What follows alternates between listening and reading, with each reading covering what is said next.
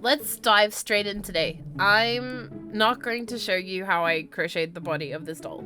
Again, it's not my pattern, so you gotta hit up Sweet Softies here on YouTube and try your best, because I altered the heck out of the pattern to make this sweet, juicy, curvy yarn bod. Maybe one day I will mount the courage to ask permission to share my altered version of this pattern, but until then, go check out Sweet Softies. With that out of the way, I promise Past New has an explanation for this hair situation, but really quickly, I just want to say hi, it's New. I hope you're having a great week, and today I'm making a doll of what's basically Blue Persephone from the webcomic Lore Olympus. Oh, that was a handful. Mouthful. My friend Zell came back from her Christmas vacation absolutely raving about this webtoon, and long story short, her birthday was in December and I still hadn't got her a present yet. So I decided to make a doll version of if Miss Zell was a goddess in the Lore Olympus verse. She was messaging me and saying Hecate reminded her of Miss Malice and Artemis reminded her of me, but there wasn't a character like her in the series, so I decided to add one. What we're looking at here is I'm essentially making a tiny wig. Each strand of hair is just crocheting a chain attached to the little wig cap I made. It's the same size as the doll's head, and I chain out to create a strand and then slip stitch back into the chain until I get back to the wig cap. Wig cap! I cannot say that word. You can make the strands thicker by doing single crochets or even half double or doubles, but the slip stitch method is already plenty thick on this scale. Here's Past New with some more information. And her wig is finished. Look at this monstrosity. There is 5 layers to this.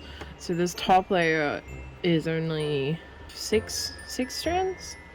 And these ones are all like 75 stitches long, because you need to account for the fact that, you know, the wig cap, these strands start at the bottom, so they have all this extra length. So when you compare this like bottom strand to this top strand, they fall roughly in the same sort of length when you've got them upright.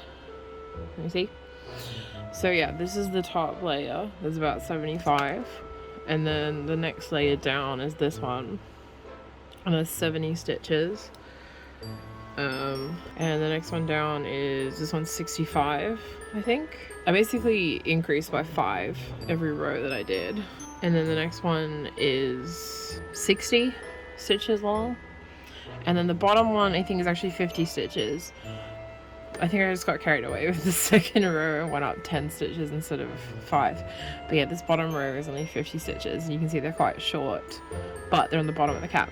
Now, this looks absolutely madhouse, but I think once I put it on her head and I start styling it, it's going to look correct, hopefully. Alternatively, if you wanted to give your doll like a middle part, you would put like a really tight row of strands, 2 rows right next to each other to give it the part. But as you can see, covering this entire wig cap with these like spaced strands is already an absolute madhouse. The only reason that I went ahead and did even this much hair is because in Olympus lore, Persephone's whole thing is that she's just got so much hair and it's just kind of always flowing everywhere because she's like a goddess, you know. This I think is an insane amount of hair for one doll. But what I'm going to do now is I'm going to work on the outfit, because I think it's going to be a lot easier to do that while she's not got all this hair on. Let's see what happens. As we get to work making a pattern for the dress, let's talk a little about the concept for her outfit. The styling in the Olympus lore series is totally beautiful, and Zell told me specifically her favorite outfit was this one, the dress Persephone wears in chapter 56. This made my job easy since I could just make a tiny approximation of that dress on our blue Zell goddess. I made a pattern using some plastic to protect the doll and some masking tape. I just sketched roughly what I wanted the little corset to look like and then cut along the lines. I would have liked to get some more detail in there, but working on such a tiny scale and under a bit of a time crunch meant that I went a little simpler.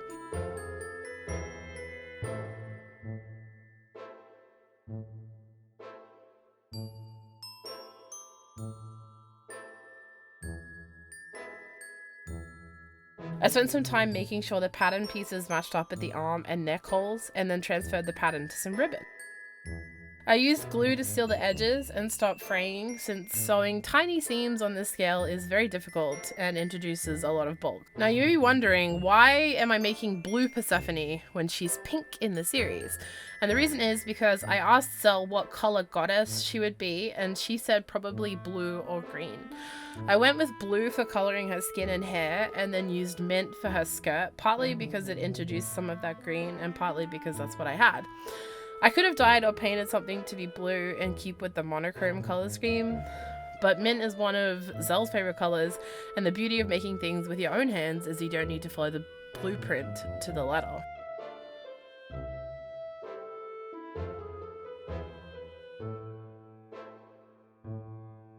Her skirt is just a little pleated tulle circle skirt. I thought about making her an underskirt or underwear, but honestly I thought it looked nice without it, and something in a solid collar underneath might interfere with how pretty and neat the pleats looked, so commando it is. The skirt got a tiny waistband, hand sewn on with a thread that doesn't match in color as a design choice, and not because I couldn't find my thread box. Oh, just a quick call, see how you're going. Yeah. Filming the process for her little cape was a trial and a half, not least of all because tulle is virtually invisible on camera. It's just a super long rectangle gathered at each shoulder. I also cut the bottom corners to be curved so it looks more capey and less like a giant tulle bedspread. Honestly, capes in a teeny tiny scale need to be made out of something weightier and swishier than tulle, so maybe this wasn't the correct choice of materials, but I think it ended up looking whimsical, so let's call it a win. It attaches to the corset later with long strips of tulle on either shoulder. My corset pieces were dry by now, so I trimmed the dried glue off. The next step was to lay a mint tulle over the top so the corset matched the skirt. So I've basted this together, and these stitches are gonna come out later. That's just to hold everything while I'm sewing stuff. And you can see I've cut the tulle to be flush with the seams, and then anything that's open I've given it a seam allowance because we're gonna have to clip them, turn them in, and then sew them down. So we're gonna have to do that for the all 3 pieces. So this is like a very tedious, time-consuming little garment, and I hope it turns out cute.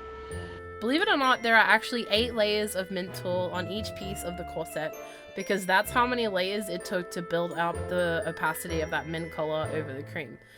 I ended up clipping the edges of the tulle down, except the top layer, which I used to sew it all down. It was just too much fabric trying to fold all of it into the inside of the corset. When I sew the shoulders and seams together, it will hold all the layers of tulle in place so nothing goes wonky in the end. I used gold thread to overlap the shoulder straps as a design element, since the original design had a lot more details and I kind of glossed over them, so I wanted to introduce something fun back in. I used the same gold thread to cover the lazy cream cotton that I used to sew her skirt together earlier, and to lace up the back of her corset.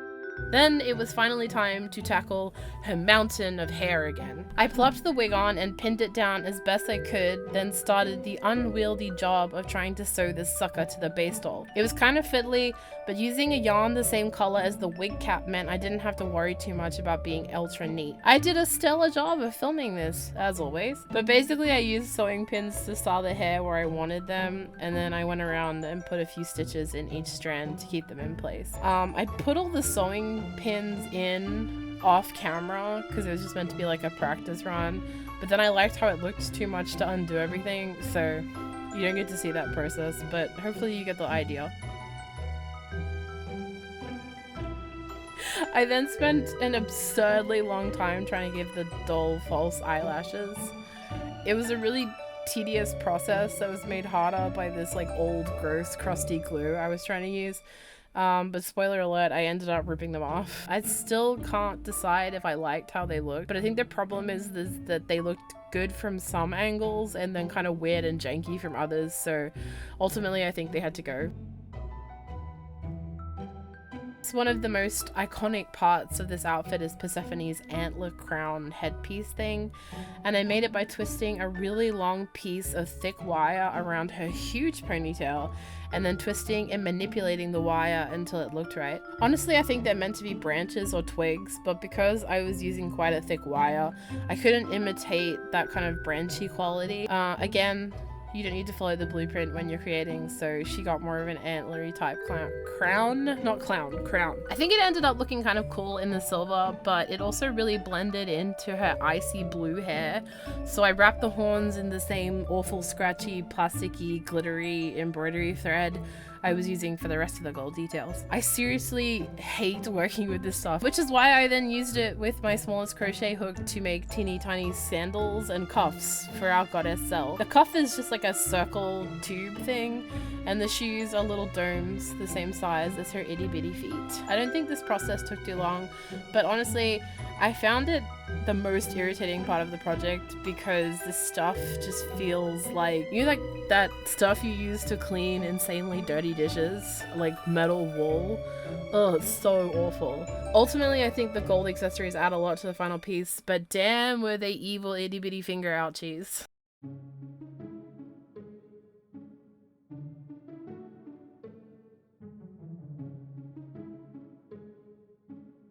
So I didn't film Zelle's reaction to her little doll since I feel bad shoving a camera in her face every time I make her something, but she did really like it. She might have even teared up a little. You didn't hear that from me. But she was super happy, and so I'm really happy that I went ahead with this project. It's one of those things where I felt kind of crazy halfway through because I was like, Zelle has given me no indication that she wishes to own a crochet doll of a character that doesn't exist, but I'm doing it and I'm spending an absurdly long amount of time making it, but it paid off. She liked it.